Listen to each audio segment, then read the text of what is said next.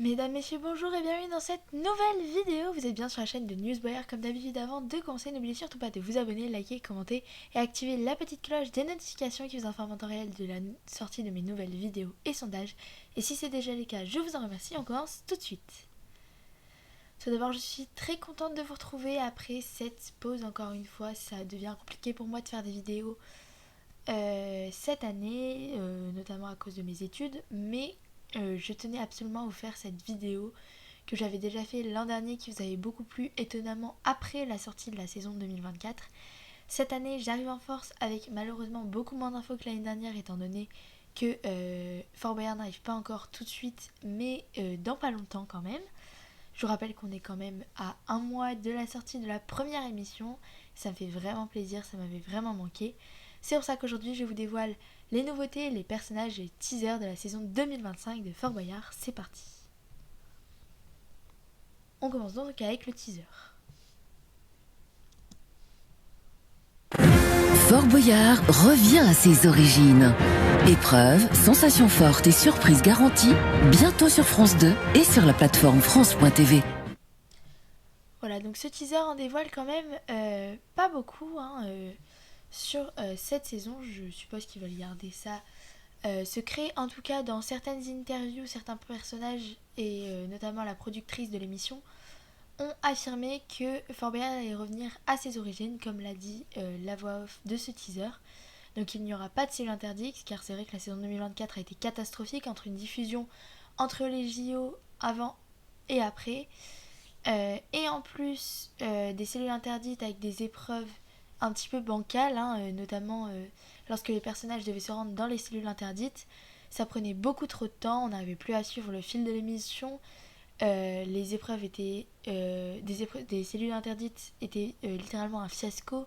Ça prenait beaucoup trop de temps à tourner, beaucoup trop d'argent à financer pour des épreuves éphémères, voilà, et aussi beaucoup trop de jours de tournage puisqu'il faut changer les décors entre chaque émission, notamment avec l'arrivée des travaux en plus qui auront lieu dans quelques jours au moment où je tourne cette vidéo. Il était important de revenir aux origines de Fort Boyard. On va commencer avec toutes les nouveautés. Premièrement, nous pouvons voir beaucoup de photos exclusives. Donc sur cette photo, on y voit Willy Rovelli, donc avec deux personnes à sa gauche. Si vous les reconnaissez, tant mieux. Donc déjà, on voit le nouveau design de la tenue de cette année pour les candidats. Donc toujours une marinière, mais avec un trait rouge cette fois-ci. Et nous voyons donc Willy Rovelli qui est dans une tenue beaucoup moins élégante que ce qu'il était l'année dernière, puisque je vous rappelle qu'il était chef étoilé, William. Cette année, on le retrouve dans une sorte de tanière qui était déjà présente l'année dernière, mais avec beaucoup plus de décors cette fois-ci.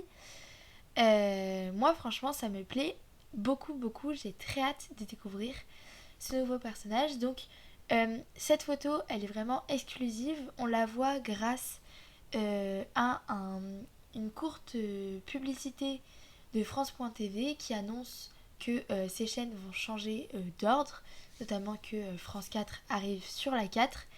Et dans cet extrait de 15 secondes, il y a 2 secondes, on voit cette image, donc c'est vraiment super. Ensuite, comme je vous l'ai montré tout à l'heure dans le teasing, je ne sais pas si vous avez remarqué, mais on y voit probablement, moi je l'ai reconnu, c'est Clémence Bottineau, dans un décor totalement nouveau, un décor égyptien. On la voit notamment avec une ventouse à la main. Bien évidemment, il s'agit de l'épreuve du muséum.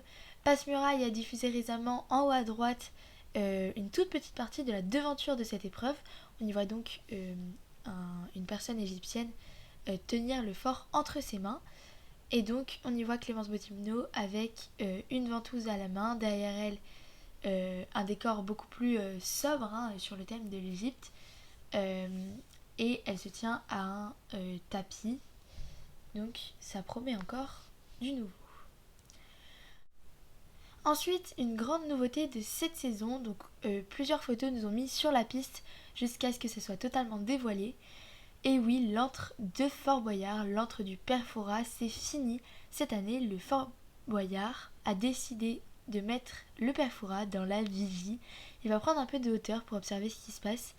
Fini le télescope qui permettait d'observer les candidats, même si cela était faux. Donc nous pouvons y voir à gauche son fameux plateau de jeu présent depuis 2016 avec ses parchemins un petit peu éparpillés. Et à droite, le plateau de tournage, à savoir la vigie. Alors, ce n'est pas totalement sûr à 100% puisque je ne sais pas si vous pouvez le remarquer, mais sur la table du père Fouras se trouve un drapeau de la Belgique. Ce qui veut dire que cette photo vient du tournage de la Belgique, mais tout laisse à penser que la France va avoir la même idée. Toujours dans les nouveautés, on a pu observer beaucoup de changements cette année sur la face extérieure du fort.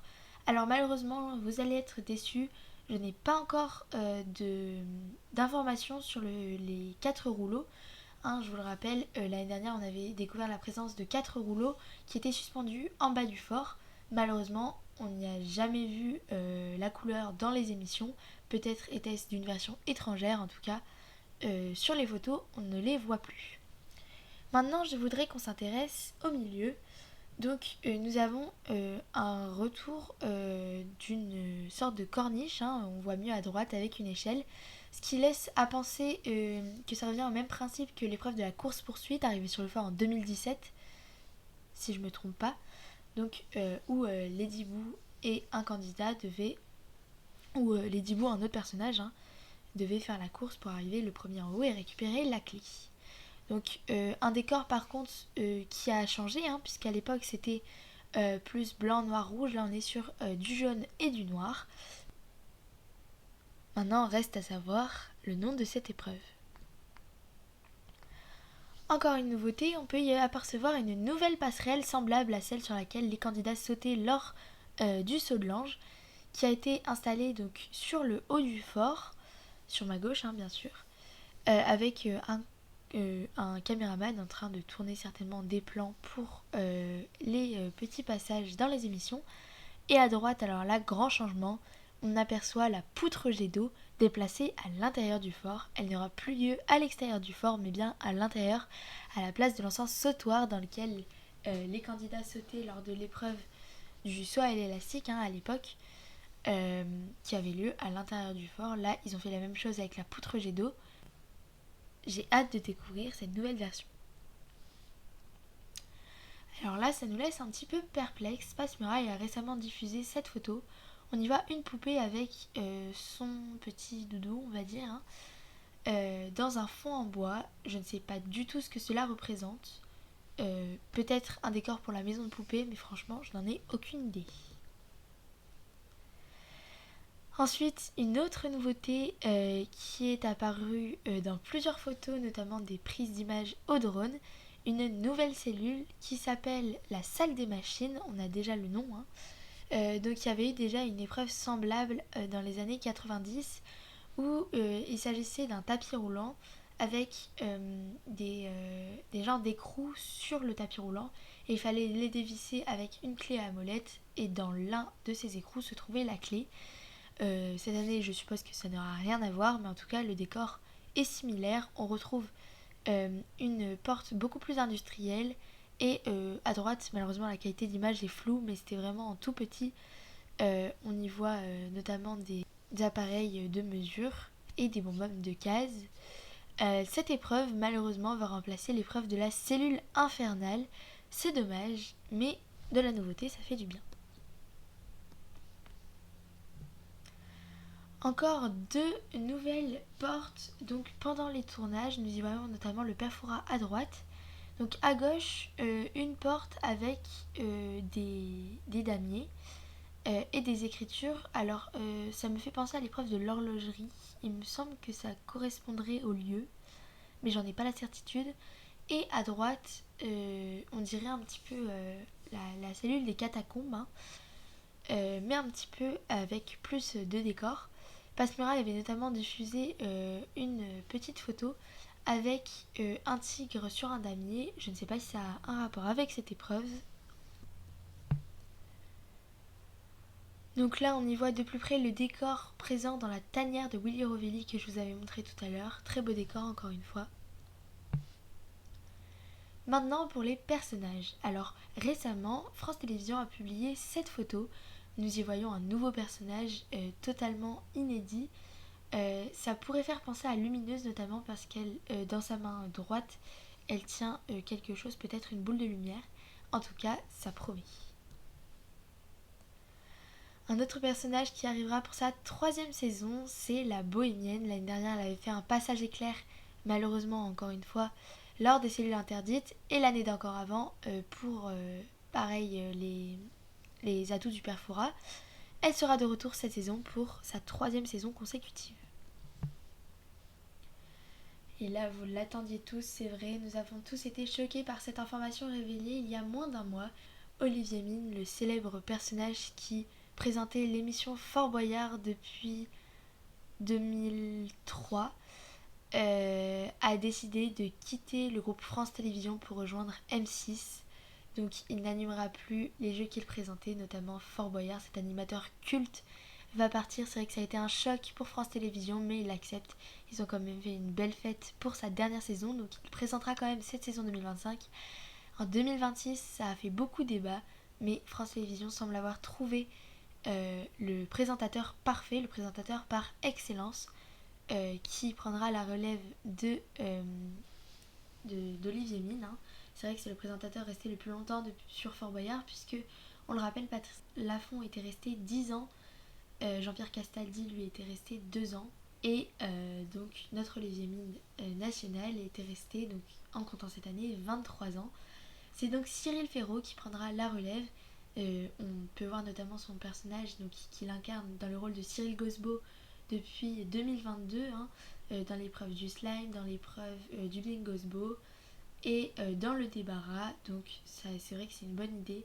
Après, je comprends pas pourquoi ils n'ont pas pensé à Willy Rovelli, parce que c'est vrai qu'il est là aussi depuis pas mal d'années, mais bon, Cyril Ferraud fait tout aussi bien l'affaire.